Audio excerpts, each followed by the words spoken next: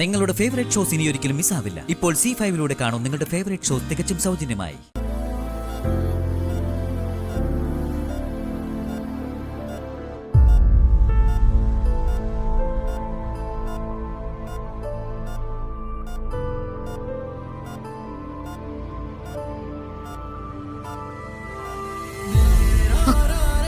മോളെ എങ്ങനെയുണ്ട്? ഒരുപാട് വേദനിക്കുന്നുണ്ടോ?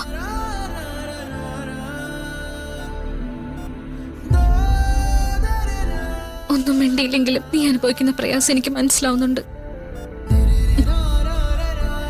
സുഖാവും. എത്രയും പെട്ടെന്ന് നിങ്ങൾക്ക് രണ്ടുപേർക്കും സുഖപ്പെടും.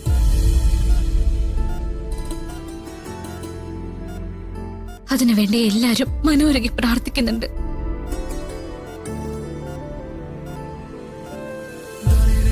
നിനക്ക് ജാതകദോഷം ഉണ്ടെന്നുള്ള കള്ളങ്ങള് സുലോചന ആന്റി അഞ്ജിതയും ചേർന്ന് മനഞ്ഞതാണെങ്കിലും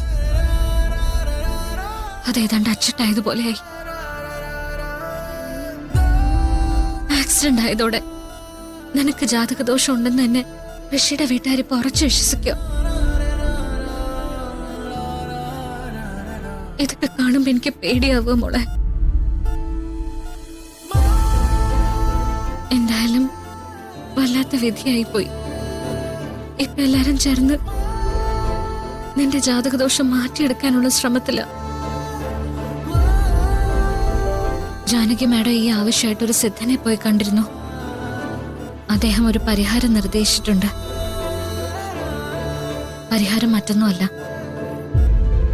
നിന്റെ ജാതകദോഷം മാറണമെങ്കിൽ ഋഷിയുടെ വീട്ടുകാരും നമ്മുടെ വീട്ടുകാരും തമ്മിൽ ഇനി ഒരു വിവാഹബന്ധം കൂടി നടക്കണം.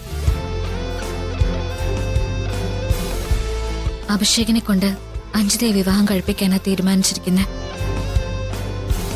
പക്ഷെ ആ വിവാഹം നടക്കണമെങ്കിൽ ഋഷിയുടെ ചേട്ടനുമായിട്ട് എന്റെ വിവാഹം നടക്കണം.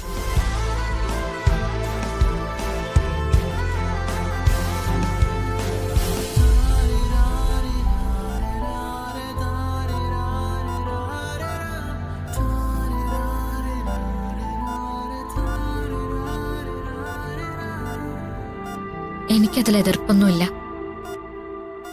നിന്റെ നല്ല ഭാവിക്ക് വേണ്ടിയല്ലേ. അതിനുവേണ്ടി എന്ത് ചെയ്യാനും ഞാൻ ഒരുക്കോ.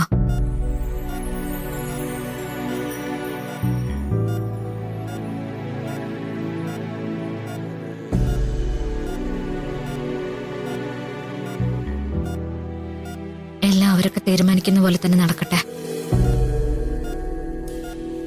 ഒരു കണക്കിന് ഋഷിയുടെ ചേട്ടൻ എന്നെ വിവാഹം കഴിക്കുന്നത് നല്ല കാര്യം തന്നെയാ. ആ, വിവാഹം കഴിഞ്ഞാലും എനിക്ക് എന്റെ അനിയത്തിമാർക്കൊപ്പം താമസിക്കാമല്ലോ. ചേച്ചി എല്ലാം മനസ്സിലാക്കിയിട്ട് തന്നെയാണോ സിദ്ധാർത്ഥേട്ടനുമായുള്ള വിവാഹത്തിന് തയ്യാറാകുന്നത്? സിദ്ധാർത്ഥേട്ടന്റെ മാനസിക നിലയ്ക്ക് തകരാറുള്ള വിവരം ചേച്ചിക്ക് അറിയാവോ? ഡൗൺലോഡ് ചെയ്യൂ C5 ആപ്പ്. കാണൂ എല്ലാ എപ്പിസോഡുകളും സൗജന്യമായി.